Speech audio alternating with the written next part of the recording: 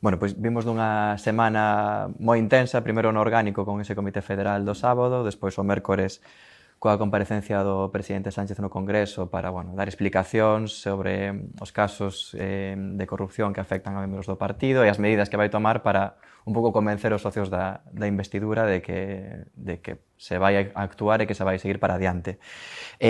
Como quer que sai o partido e como sai o señor Sánchez desta semana? Eu creo que se viu na comparecencia, sobre todo do Congreso, non? Que marcaba ese segundo hito despois da comparecencia no Comité Federal, diante do partido, non? Pero na segunda eu creo que sale dunha forma absolutamente positiva e constructiva de cara ao futuro. Quen sale mal é Feijóo, non? Que creo que esta última semana se atragantou, saiu triunfalmente dese Congreso do Partido Popular o fin de semana, que por certo era un congreso hacia unha deriva ultra, non? Pois impregnadas raíces na derechona máis clásica da dereita deste país, pero sobre todo moi ultra e moi próxima a Vox, non? E, sin embargo, creo que remata esta semana con unha tendencia moi positiva para o goberno, non? Eu creo que a raíz de todo sae nesa línea que se marcou no Comité Federal, loita implacable contra a corrupción, non podemos obviala que determinadas cuestións persoais se planteen en un momento determinado, pero que hai que ter claro é nós e a sociedade que actuamos con determinación frente á corrupción. E, por tanto, somos implacables ca corrupción. E despois, continuamos na vida política. A axenda política, centrando e exhibindo diante da cidadanía dúas agendas políticas diferentes. A do Partido Socialista, esa agenda progresista de reformas do Partido Socialista, frente a esa agenda que vai a materializar o Partido Popular, que foi a que puxo de manifesto no último congreso, non? Reaccionaria, ultradereitista e abrazando xa sin rubor as prácticas máis oscuras de todo eso ultra, non? En inmigración, en sanidade, en vivenda, en política fiscal, bueno, todas esas prácticas. E ese resultado cal é? Bueno, pois a oposición que tuvo Feijóo nesa comparecencia do Congreso, non? Que eu creo que o inhabilita como presidente de goberno como alternativa. Está só no Congreso, bueno, só no, está con Vox. É a única alternativa que ten para gobernar este país. Di que sae mal nese sentido por que pensa que o mellor traspasou liñas vermellas co tema cando mencionou os dos prostíbulos. Bueno, entre outras, non? Pero sobre todo sae mal porque non ofrece unha garantía, primeiro, de ser implacable contra a corrupción. Dese congreso sae a imaxe de José María Aznar, bueno, pues un presidente do goberno que dicen que non foi condenado ningún ministro no exercicio do seu cargo. Si, efectivamente, están na cárcel polo que fixeron cando estaban no cargo. Sale a posición de Mariano Rajoy, que sobre todo vinculado a cuestións máis oscuras da corrupción en España, non? A Policía Patriótica, a financiación en B do Partido Popular. Bueno, ese é o relato e ese é a imaxe que se trasladou hacia o exterior, non? E, por tanto, Feijóo sae marcado por esa liña reaccionaria, ultra, e iso creo que é o que non o pode acompañar, e o que se materializou no propio Congreso foi precisamente eso, que estaba solamente co apoio de Vox. Rompe cualquier tipo de relación que poda ter con PNV, con outros partidos, se aplica a facer unha política de lameira, non? E iso, para quen quere ser unha alternativa de goberno, creo que non é positivo, pero bueno, esa é a elección do Partido Popular. Volvendo á comparecencia do mércores, cree que son suficientes as medidas anunciadas no sentido de darlle unha continuidade da legislatura? Digo porque hai socios que lle piden moito máis, non? Máis alá das medidas anticorrupción, pois darlle un impulso con políticas que vayan nunha senda que permita recuperar un pouco mellor o electorado, reavivalo. Bueno, e ese é o compromiso que ten ademais Pedro Sánchez, non? E o partido. Dicir, eu decía claramente, primeiro, hai que trasladar dúas cuestións. Primeiro, que somos absolutamente implacables contra a corrupción, e que actuamos con determinación e de forma inmediata. Esas persoas que se están vinculando a esas prácticas deshonestas están fora do partido, están eliminadas do partido e están expostas á opinión pública e á acción da xusticia, non? Segundo, hai un valor importante. Pedro Sánchez é honrado. E ese é un valor extraordinariamente importante en política, non?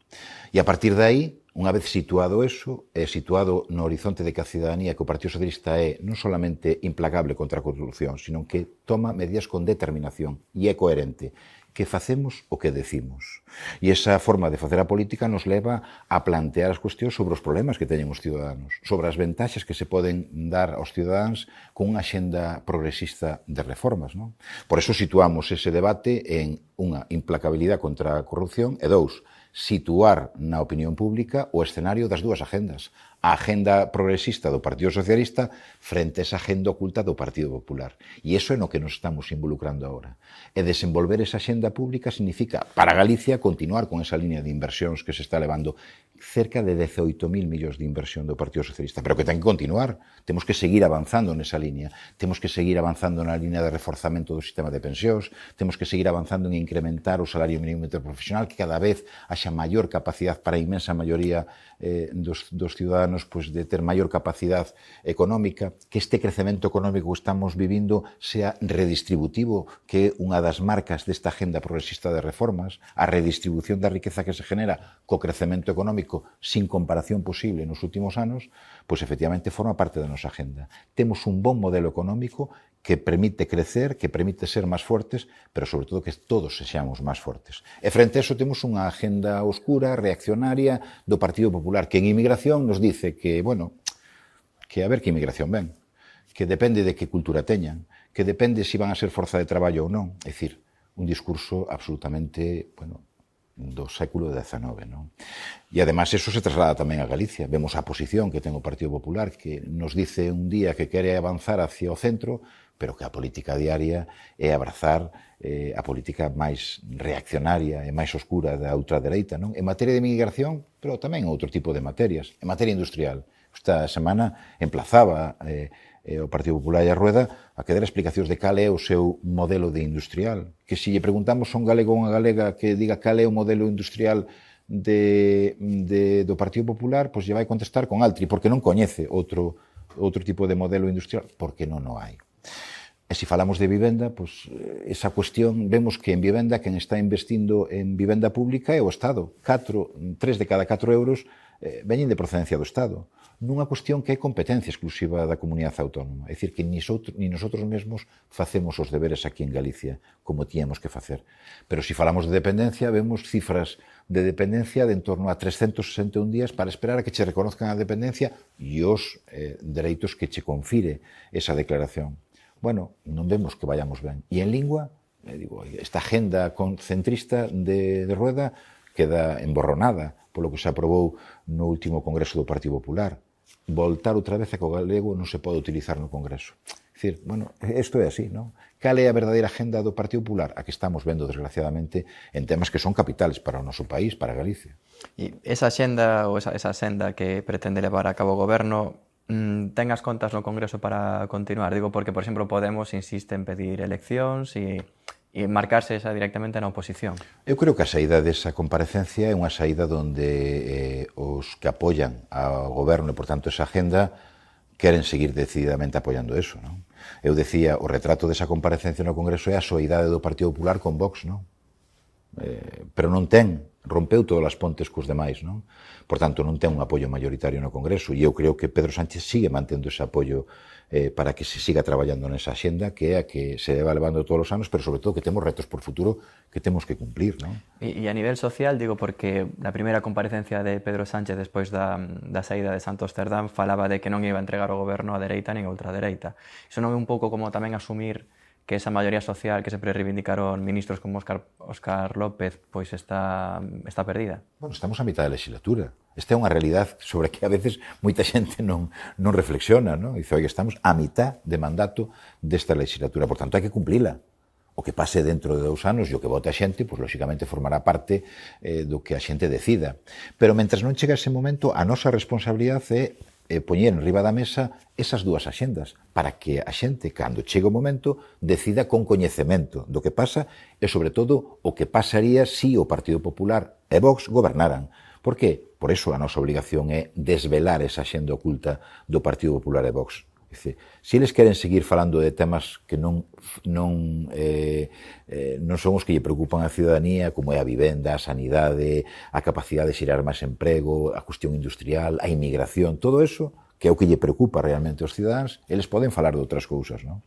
Pero ao final, nós temos a obligación non solamente de explicar o noso programa e o que facemos en política, sino o que farían outros, porque eses outros non opinan.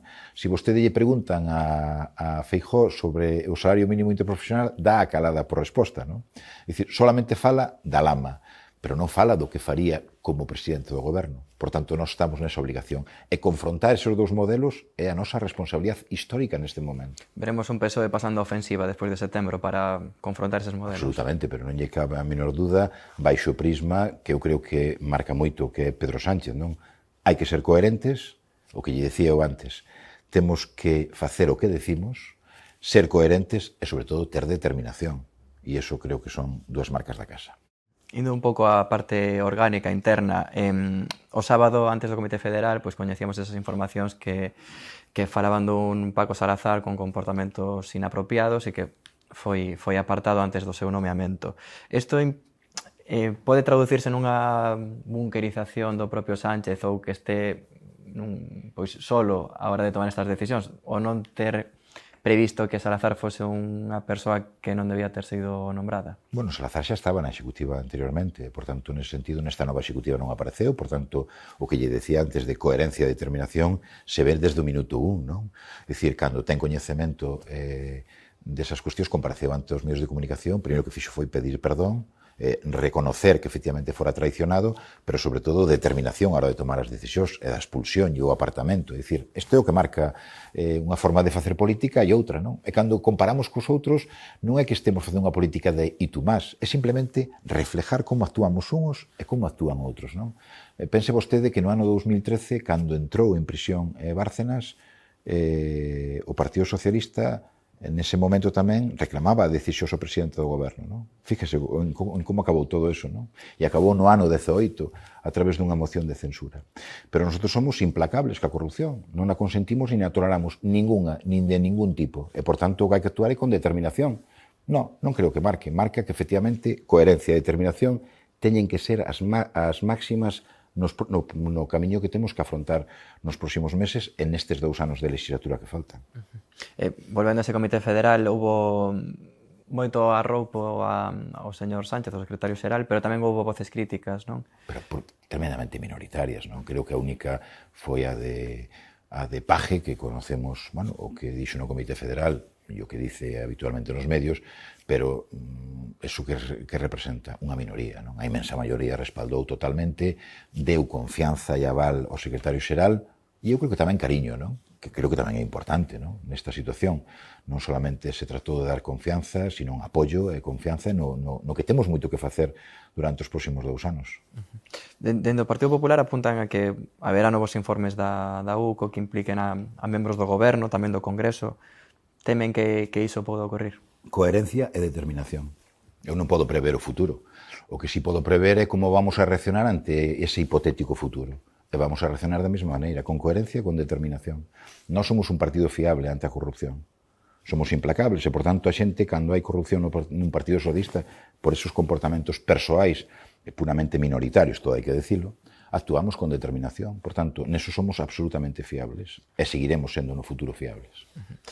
Vindo para Galicia e con este contexto, hai alcaldes que lle transmitisen a súa preocupación polo que está a ocurrir tendo en conta que en 2 anos temos eleccións municipais? Non, eu vexo alcaldes e alcaldesas moi volcadas con este proxecto. Fíjese que non queren que se deteña este proceso de evolución para as cidades. Cando falábamos de casi 18.000 millóns de inversión en Galicia, estamos falando de inversións directas en cidades, en Vigo, en Coruña, en Ferrol, en Lugo, en Ourense, en moitos municipios de Galicia, e non queren que esa inversión se deteña, non? Queren que efectivamente eses flujos de caixa que veñen desde o Estado sigan chegando cada vez en máis cantidad e, por tanto, con máis recursos, queren que sigan chegando esos fondos NES aos seus concellos e, por tanto, nese sentido, o que queren é que esta liña non se deteña, non? Que esta liña de crecemento e de redistribución de riqueza tamén siga fluindo aos concellos, non? E despois, confían cegamente, ademais, nos ciudadanos, non? Os ciudadanos, chegado un momento, tomarán as decisións e saben perfectamente distinguir procesos de todo tipo, non? Por tanto, nese sentido, eu non vexo temor por parte deles, nin o transmitiu ningún. En executiva teñan a sensación de que poida afectar a nivel electoral esta situación? Nós temos que resolver estas cuestións desde o compromiso político e esta defensa da agenda dos socialistas en todo o Estado e tamén en Galicia a seguiremos defendendo.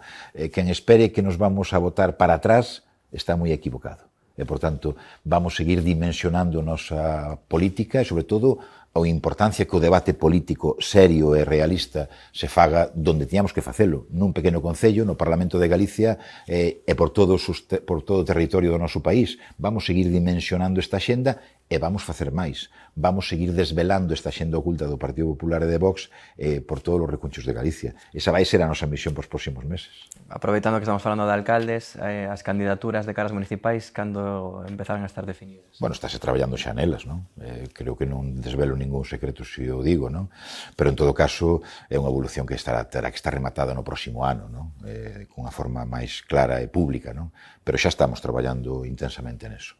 Sobre todo no caso das cidades, o mellor? En xeral, en todos nas cabeceiras de comarca, en todos os concellos para nós, a nosa implantación territorial nos máis de 300 concellos que ten Galicia é fundamental, é dicir, somos un partido con unha forte implantación municipal e vamos a continuar sendo así, pero en todo caso, quer dicir que é un traballo que xa temos iniciado e é un traballo que vamos a continuar e o remataremos no próximo ano, sin lugar a dúbidas. Bueno, insisto un pouco, nos casos de Ourense e Santiago, que quizás é onde este menos definido esa posible candidatura, que se está a mover? Estamos traballando sobre todo en proxecto, tanto para Santiago como para Ourense, non? É dicir, en todas as cidades se está traballando intensamente, onde temos hoxe alcaldes e alcaldesas xa están traballando nesas cidades dos próximos 10 anos, non? Pero, e en Santiago e en Ourense, singularmente, estamos traballando intensamente no proxecto, que creo que, por poñer un exemplo da capital de Galicia, creo que é o mellor exemplo donde queremos recuperar esa Compostela potente, dinámica, transformadora, donde creo que se ve ao longo destes anos o millor do exemplo da política socialista dentro un goberno, non? Queremos, ademais, que iso é posible, non? Ademais, detectamos unha lentitude na toma de decisións en Compostela que creo que a fai perder oportunidades, pero creo que a mellor imaxe do Partido Socialista se transmitirá tamén en Santiago, pero moi volcados, sobre todo, no proxecto de futuro para ofrecer á cidadanía pois esa Compostela orgullosa, ambiciosa, transformadora e representante do que foi unha forma de facer política no pasado e que ten que seguirse no futuro. Que balance fai da executiva que ven de formalizar no Congreso Nacional? Xa creo que levamos 4 meses de actividade, unha executiva na que pois xa non é tan de transición quizás como foi a anterior, sino que agora pois evidenciouse o seu liderado nela, non? Unha executiva que está chamada tamén a reactivar o partido, non sei se xa se está a conseguir. O estamos facendo, además, cunha executiva que creo que se asenta fundamentalmente en 3 cuestións, non? Pero unha aposta importante pola mocidade, como nunca estuvo representada a mocidade do Partido Socialista, e isto é importante, non? Que son os que toman o relevo e os que, en moitos casos, son verdadeiros aguillóns, non? Para a acción política. Pero, en segundo lugar, unha presencia moi importante do mundo municipal, e despois unha cuestión moi estructurada, un terceiro grupo moi volcado nos grandes eixos da política autonómica, non?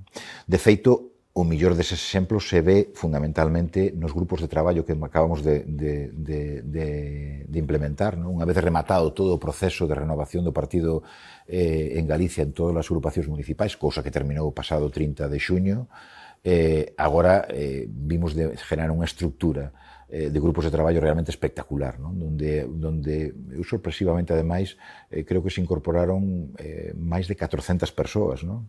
O cal é unha moi boa nova para incorporarse nese grupo de traballo onde está representado todos os eixos da política do Partido Socialista en Galicia. E eu, a verdad, que o recibín con unha noticia con unha enorme ledicia, porque realmente hai moita vontade por traballar e traballar ben, non?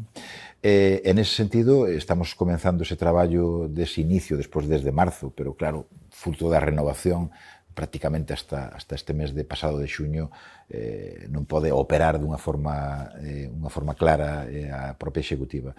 Pero eu creo que estamos facendo un traballo extraordinario, non? E en setembro, ademais, viremos con novas forzas redobladas, donde xa os grupos van a producir un contido importante e donde levaremos unha aposta renovada non solamente para o país, sino tamén para o campo municipal e, en definitiva, donde esa axenda se vai explicitar dunha forma moito máis clara e moito máis rotunda, non? Pero, insisto, esa explicación da axenda política dos socialistas vai ser unha verdadeira realidade no mes de setembro. E entendo que é bastante focalizada nas municipais que están. Nas municipais e no proxecto global socialista, non? É dicir, non somos, non estamos separados desa acción política que facemos no Estado, non? Cando nos comprometemos ca sanidade pública, nos comprometemos en todo o Estado e especialmente en Galicia. Cando nos comprometemos cos programas de vivenda pública, que é o principal problema dos galegos e galegas, o facemos desde un marco territorializado, pero sobre todo de impulso a ese traballo. Cando falamos de inmigración, ou falamos de lingua, ou falamos de proxectos industriales, o facemos da mesma maneira, non? Comprometidos cos proxectos que temos en Galicia con unha liña determinada, non? E eu creo que eso é unha baza, creo que moi importante, non? Para desenvolver ese traballo. Quería ir ao último pleno, que foi o último pleno do período de sesións, no Parlamento, no que houve un momento no que Elena Candia pediu tomar a palabra para defender a súa actuación na entrega de documentación que derivou na Operación Pulpo. Ela dixo que estaba sendo vítima dunha campaña de acoso e desprestixio por parte dos socialistas galegos que lle están a pedir explicacións e unha desculpa. Manteñen aínda que deba pedir desculpas. Eu faría. Fíjese, xa non é unha cuestión solamente polo Operación Pulpo. Eu lembro en xuño do 2015, cando iba a ser nomeado senador no Parlamento de Galicia, se cambiou a votación para trasladala posteriormente, sin motivación ninguna. Despois chegou o acto de imputación. Por tanto, eu non creo nas casualidades. Permitirame que despois destes anos de experiencia nas casualidades xa non creo, non? E creo na relación directa na miña situación do Partido Popular. Creo firmemente que foi así. E apoiado e auspiciado despois por unha acción judicial deshonesta que foi censurada polo propio Consejo General do Poder Judicial. Por tanto, a súa pregunta, eu pediría disculpas. Eu creo que habría outra forma diferente de proceder nese caso de como procedeu ela e o Partido Popular. Pero eu pediría disculpas, claro que sí. Eu, se estuvera no seu caso, pediría disculpas. De feito, vai haber mocións que insten a que o faga. Esa é unha responsabilidade do propio Partido Popular, non? Por certo, non é ela solamente responsable, é tamén de quen auspiciou esas posicións e quen aupou posteriormente, non? Por tanto, a responsabilidade do Partido Popular e do seu presidente aquí en Galicia e en España, eu creo que é máis que evidente. Xa, para rematar, creo que ten aínda pendente unha reunión con Alfonso Rueda que lle pediu despois de que Trump anunciase os aranceis, non? Que aínda é algo que se está a definir, pero que esa petición de reunión está feita sen resposta. Creo que eso reflexa un pouco que é Alfonso Rueda, non? Que digo unha cosa por la mañana e pola tarde fago outra, non? E eu creo que xa un reflexo un pouco desa derivación da agenda oculta. A este propio medio, fai uns días, decía que tiñamos que facer, que o Partido Popular tiña que facer un viaxe hacia o centro, non? Hacia a moderación. Sin embargo, este fin de semana aplaudiu a rabiar esa viaxe ao centro, será pasando por Roma, porque ese viaxe ao centro non se ve nesa axenda do pasado fin de semana, que é unha axenda absolutamente ultra, non? Bueno, pois así é Alfonso Rueda. Diceche unha cousa pola mañá e pola tarde fai a contraria, non? Bueno, eso tamén vai a formar parte dos próximos meses, non? Na acción política, non? Nosotros o fixemos agora nesta última sesión de control plenario e dixemos cal era a súa posición frente a proxectos industriales, cal era a súa posición frente ao mundo da sanidade e o deterioro da sanidade pública que se está vindo no noso país, cal era a súa posición frente ao funcionamento da política social, especialmente da dependencia, cal era o que tiña que decir en materia de lingua, dicindo unhas veces que sí defende o galego, pero que despois no Congreso de Madrid se defende que saia fora do Congreso e incluso que non sea un requisito para acceder á función pública aquí no noso país. Bueno, todo eso non contesta. Pero na práctica o que fai é justamente o contrario. Non hai un viaxe á moderación, hai un viaxe hacia posicións ultras e posicións que non teñen moi pouco que ver co consenso, non? Os encontros con quen está na oposición deberían formar parte da xenda dun presidente moderado e dun presidente que aposta pola pluralidade e que, aínda non tomando as decisións que quere a oposición, si mantén un debate e un diálogo normal. Pero eso non forma parte da xenda de Alfonso Rueda. Por tanto, nese sentido, me espero poucas cousas nese sentido. Non hai diálogo con Rueda, co presidente da Xunta, co BNG, que como está a relación? Bueno, a relación é unha relación cordial de dous partidos diferentes e que non pensamos o mismo sobre moitas cousas, non? Pero é unha relación cordial. Que lle parece que o Bloque este condicionando o seu apoio a que no PSOE se detecte algunha irregularidade no seu financiamento? Bueno, que algo hai que decir, non? En todo caso, creo que ante esas posicións, primeiro, é unha realidade normal, eso tamén o Partido Socialista defende esa posición. Nosotros defendemos claramente de que non hai posicións de financiación irregular nesas cuestións, e creo que además se demostrará totalmente, pero a partir de aí o Bloque non é un socio do goberno do Partido Socialista. O Bloque non era aritméticamente necesario para investir a Pedro Sánchez, sin embargo, nosotros quixemos que moitas forzas políticas se sumaran a ese novo proxecto de reforma social e progresista, non? Por tanto, nese sentido, creo que é respetable esa opinión, pero en todo caso a situación é a que é, non? Nosotros seguimos desenvolvendo esos acordos, son os acordos de investidura que, como todo o mundo entenderá, non son acordos para facer en 15 días, non? É dicir, os compromisos que nosotros queremos e que quixemos adquirir para Galicia con ese acordo de investidura son acordos que nosotros tamén levamos adiante, que deseamos que se fagan, non? E, por tanto, nese sentido, nesa axenda é onde nosotros queremos cumplir e, sobre todo, ir máis alá. Porque moitas cousas nos sentimos solos, o Partido Socialista, como foi para aprobar aqueles orzamentos que permitiron revalorizar as pensións e asegurar as pensións, ou nos sentimos solos a primeira vez que aprobamos as bonificacións para a P9, ese 50%. Hoxe estamos en un 75%, pero en determinadas decisións nos sentimos solos, pero a pasar deso foron para adiante. Pois iso é o que non se pode ter, esa agenda progresista, esa agenda social e esa agenda optimista e, sobre todo, redistribuidor da riqueza, non? Porque cando falamos de salario mínimo interprofesional falamos de ter un bon salario, pero tamén ter unha boa sanidade pública que non che permita, que non teñas que ser necesario ir á sanidade privada, ou unha boa educación pública que che permita levar os teus fillos a un colexio público sin ter que gastar na educación privada. Eso tamén forma parte do salario, e ese salario global é o que defendemos socialistas, que cada vez sea máis forte. Imagino que no Congreso vai haber pronto unha segunda oportunidade para o BNG de apoiar os orzamentos do Estado. Pois espero que sí, que así sea, que por primeira vez se sumen a esa senda de aprobar eses orzamentos, porque neses orzamentos se contemplan moitísimas cosas boas para o noso país. Creo que nese sentido, nesa senda, eu espero que nos encontremos, non? Na outra senda, pois, eu creo que non se vai a producir esa situación da que pode falar o BNG, pero en todo caso na senda boa para Galicia, na senda de progreso, na senda de traballar para a imensa maioría dos galegos e de galegas, pois aí nos vamos a topar. Señor, pois, se lle parece, moi ben, deixamos aquí a conversa. Perfecto, moi ben. Pois moitas gracias.